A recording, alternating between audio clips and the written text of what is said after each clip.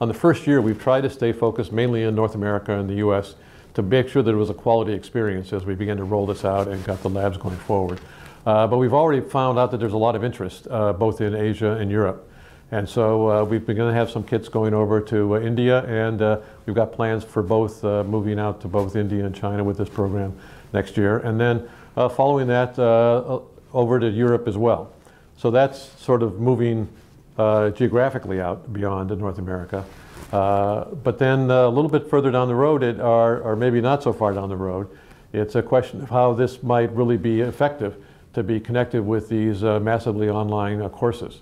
These are personal devices that individuals can buy for $99.